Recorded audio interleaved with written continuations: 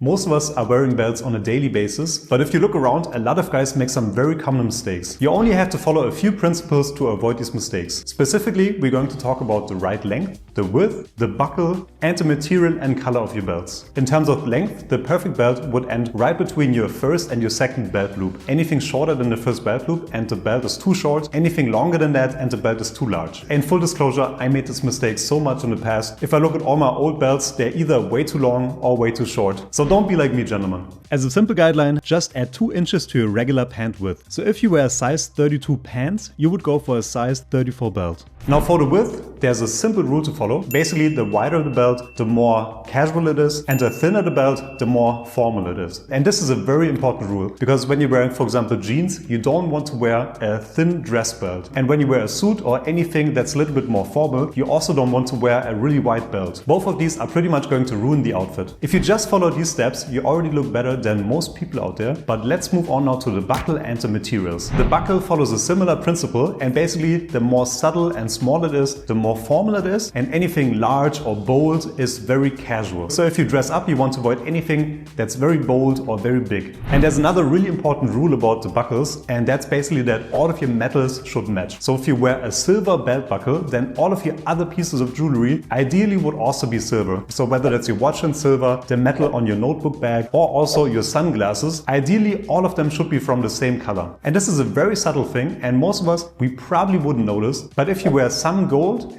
and some silver, it just looks a little bit off. It looks much more coherent when you stick to the same color in terms of the metals. And if you follow this channel, you know this is a budget-friendly dressing channel, and that's why I think most of us, we don't have gold watches lying around, silver watches for any belt buckles and any jewelry we have. So I recommend in the beginning, when you're starting out, to just focus on one color and stick to it. That's going to save you a lot of money. And I chose silver, so I have one watch that is in silver, my belt buckles are in silver, and anything else ideally is also silver. In terms of materials, leather, especially slightly shiny leather and very subtle and smooth leather, is the more formal option. When the leather is a little bit more rugged, or it's braided, or it's in suede, it's slightly more casual, but still very elegant. And then other options are also woven or braided belts that can be either from cotton, polyester, or any other materials. They are quite casual, they can look very good, but sometimes they also have a lot of patterns and everything. So always try to avoid wearing this with anything formal. You want to reserve those for anything quite casual. And here's a very important tip about the fabric and the color of your belts. And if you start from today and you start to look around and you become conscious of this, you are going to notice that a lot of people get this wrong. And that is that the color of your belt, and ideally also the texture,